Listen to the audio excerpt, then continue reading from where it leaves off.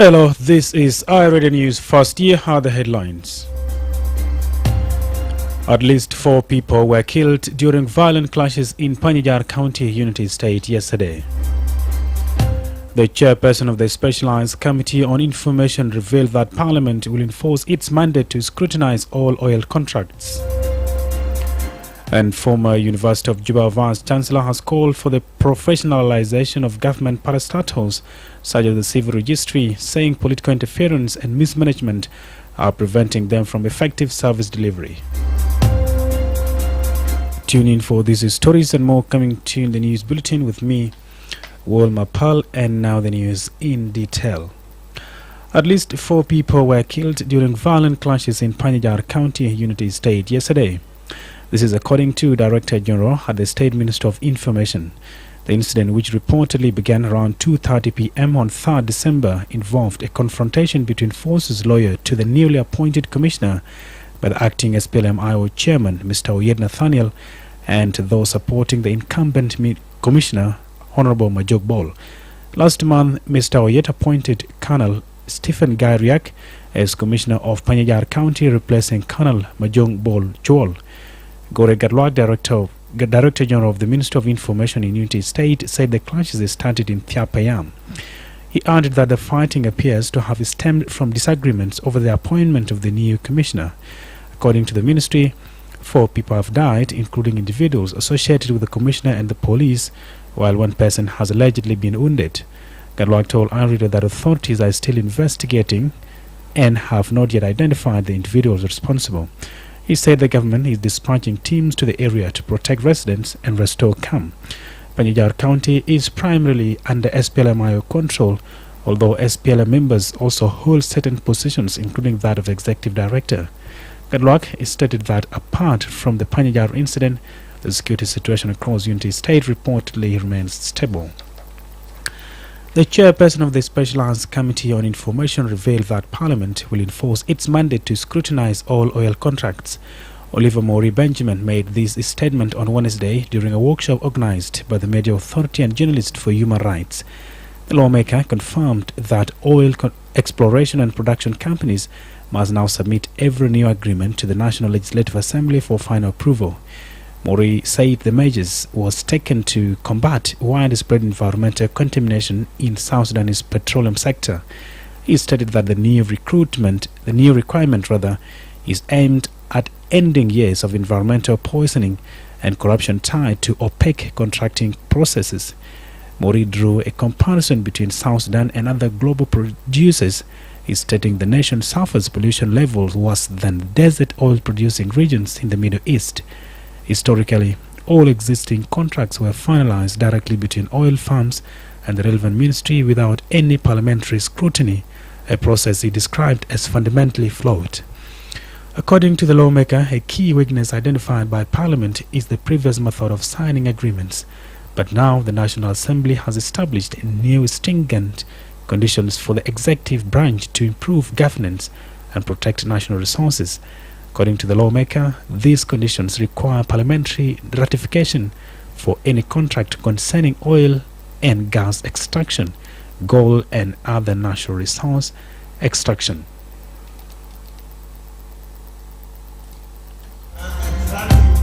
Petrol in other countries, less market pollution, zema biaxi to university. Sa'ana anfusna su'ala, in the whole of the Middle East, which is a desert, ما بتلقوا البيئة ده مسموم زاد البيئة بتاعنا في مناطق بتاعنا بتاعت البترول، وطلبنا وزارة البيئة إنه جيب لنا سياساتكم فيما يتعلق بمناطق إنتاج البترول، ووعدونا إنه حيجيب السياسة ده في البرلمان.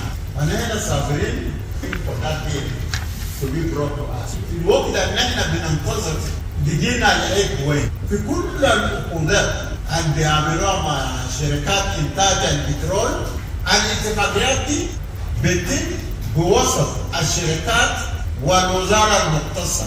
فقلنا لا، اي شركه بترول داير تعمل اتفاق مع الحكومه عشان يجي يستثمر في مجال البترول.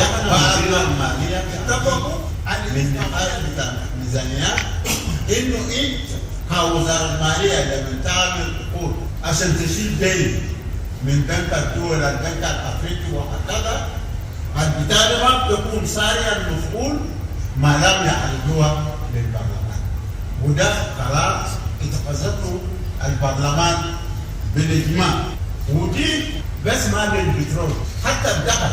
فدين نحن وضعناه كشروط اساسي للجهاز التنفيذي عشان يتعامل مع البرلمان.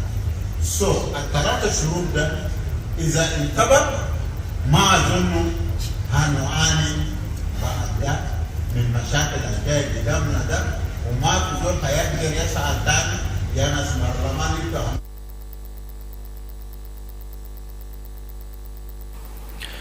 The lawmaker also added that contracts signed by the Minister of Finance with development banks such as the World Bank or African Development Bank must also be ratified by Parliament to be considered valid.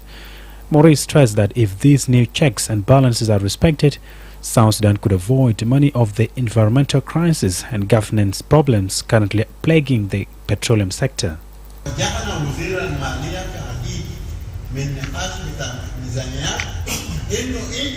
كوزارة المالية لما تعمل عقود عشان تشيل دين من بنك الدول البنك الافريقي وهكذا، البتالي ما بتكون ساريا المفعول ما لم يعرضوها للبرلمان، وده قرار اتخذته البرلمان بالاجماع، ودي بس ما للبترول حتى الذهب.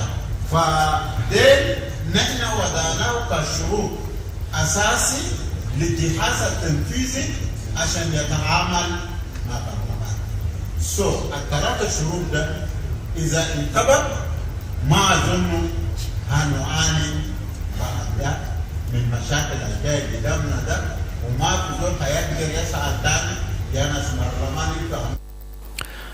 Elsewhere, former University of Juba Vice Chancellor has called for the professionalization of government prestations such as the civil registry, saying political interference and mismanagement are preventing them from effective service delivery. Professor John Akech made the remarks after the civil registry announced on Wednesday that citizens seeking hygiene medical treatment abroad will temporarily be issued business passports or emergency travel documents due to shortages of regular passport booklets. He said the move indicates long-standing structural problems within public service institutions. Professor Akech spoke to our radio this morning.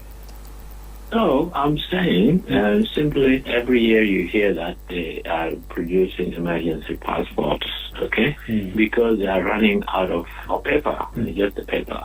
And that is a problem that is really repeating itself. And it tells you that they are running a wrong business model. You really have to give the passport, at a value, which is, maybe more than what it took to appreciate, because you have also other operations. You have the staff to pay, you have materials, you have other things that you need to do. You have computers, you have a license. All these things have to be billed and the customer, the citizen. So it is not a sustainable model. It is easy to fix. But in this country, we have refused to follow the right way, so that all these institutions, whether it is airport, whether it is, Nile Pet, these places can be profitable. And you make sure that you are employing people who have desks, who are productive. At the end of the day, you need to see what is productivity per worker. And so your rate, and those who are there will be happy because you pay them well. Professor Akech linked the issue to wider challenges across many parastatals, including political interference, overstaffing and weak management, which he said undermines service delivery. He cited institutions such as Nile Petroleum Company, South Sudan Broadcasting Corporation, Harban Water Corporation, and the National Electricity Corporation as other examples of entities facing similar constraints. So it needs to be run. The ethics need to run. Those who are going there, they need to have ethics of civil servants, objectivity, professionalism, and level-headedness. It's not there.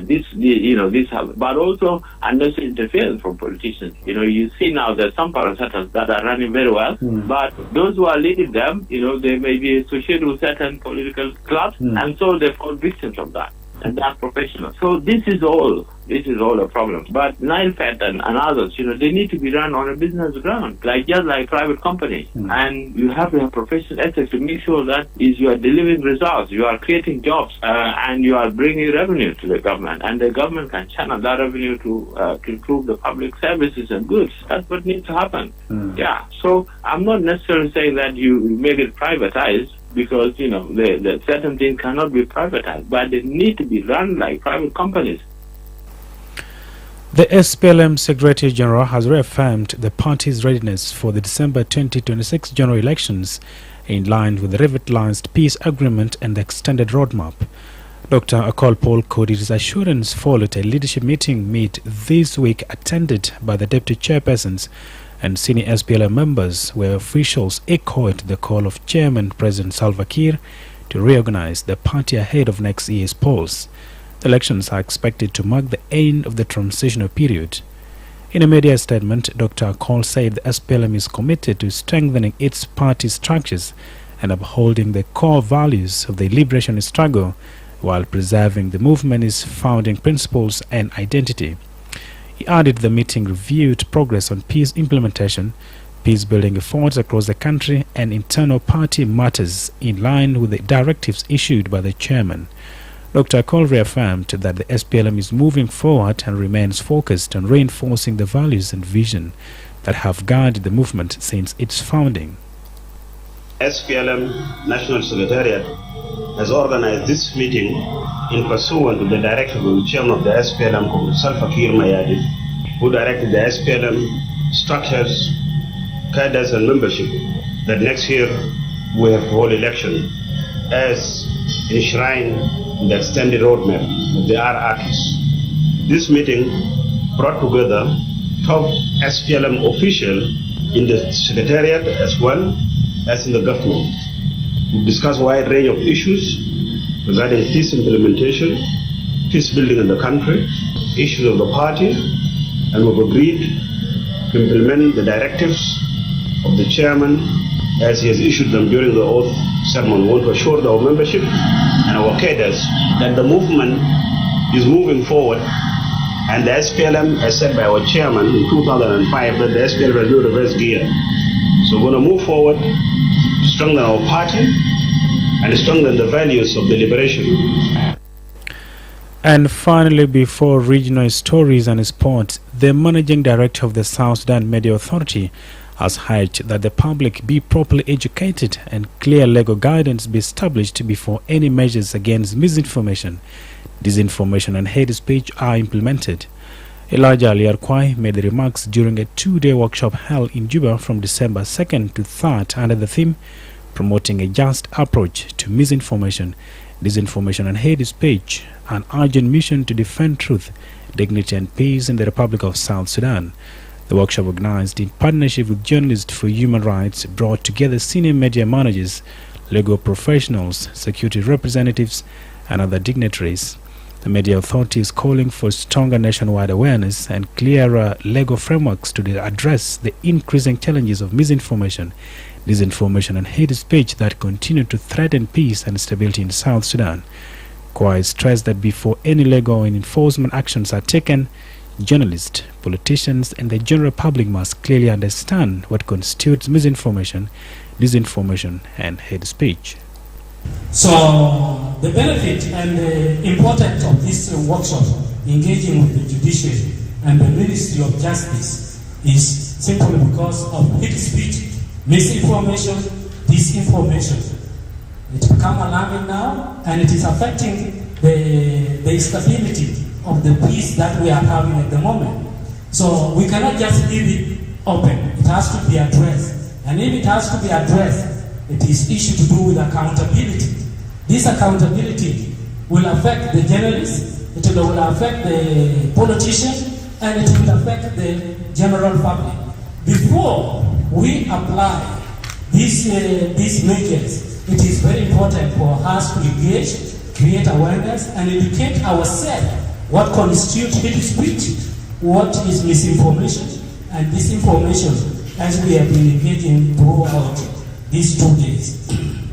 Public education about our laws and public education about the issues affecting our country. This is our Radio Afternoon News. Now to the regional international stories. We are joined by Dikodi Andrew.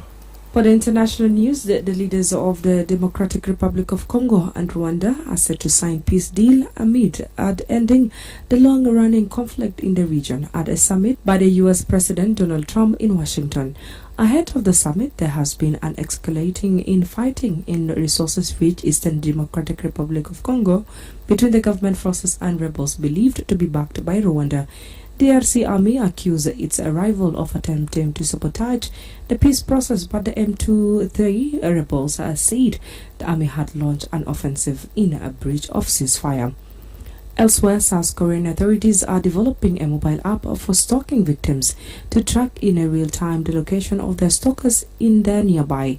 The app, announced by South Korea Justice Minister on Wednesday, is part of an unapproved amendment to the country's electronic monitoring law. Stalkers have become a subject of public concern in South Korea, especially as high-profile crimes involving stalking have made headlines in recent years. Under the current law, stalking victims can receive a text message alerts when their stalkers are nearby, though these do not reveal the stalker's exact location. And finally, Singapore opposition leader Pritam Singh has lost his appeal against a guilt verdict of laying to parliamentarians committee. In February, Singh was fined $14,000 for two charges related to his handling of Rajesh Khan, a former lawmaker from his party who confused to laying the parliament. In a short hearing to a packed court public gallery on Friday, the judge said Singh's conviction was supported by the evidence provided. And up next is Sports by Jonah Cote.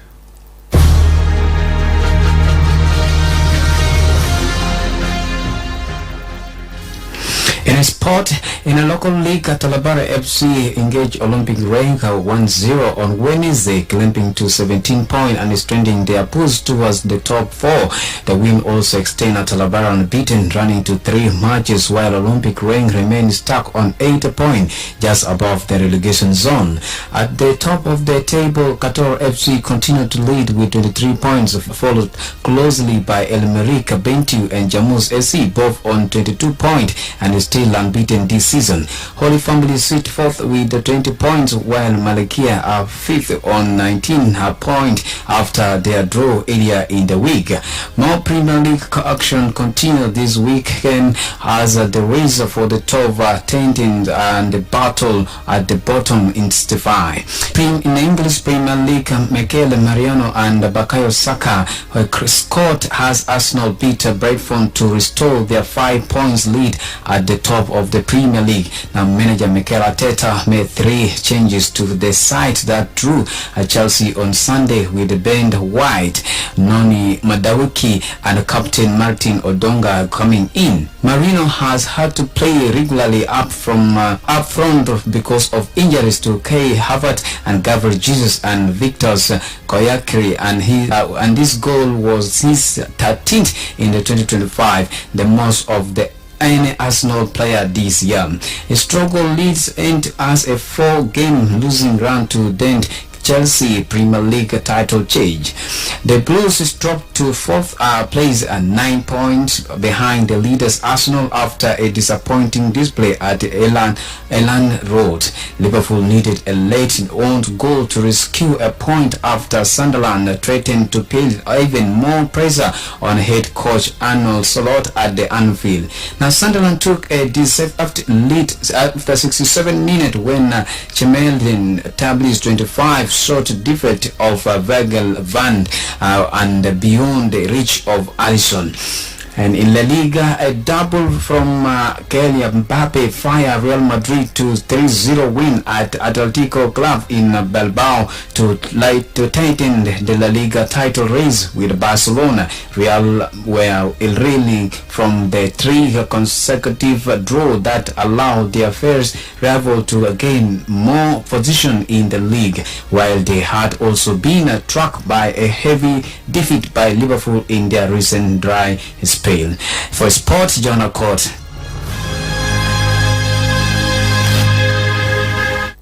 Thank you, Jonakot. You are listening to iReader Afternoon News, and to end this bulletin, here is a quick recap of our top stories once again.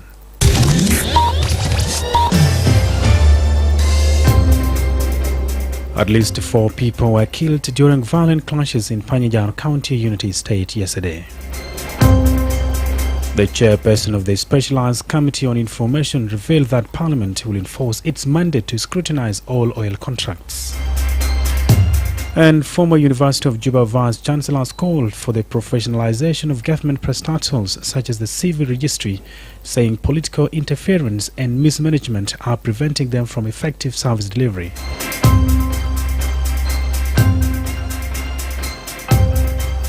That is the end of iReader Afternoon News. If there is a story or an event you would like iReader to cover or report about, please send us a text message on +211 925 287 870. It's also our WhatsApp number. Follow us on X at iRadio Juba, like our Facebook page, iRadio, subscribe to our YouTube channel at iRadio South Sudan. You can also visit our website and listen to us online at www.iradio.org. Stay tuned for news in Arabic at half past the hour. I am Wol Mapal. Thanks for listening.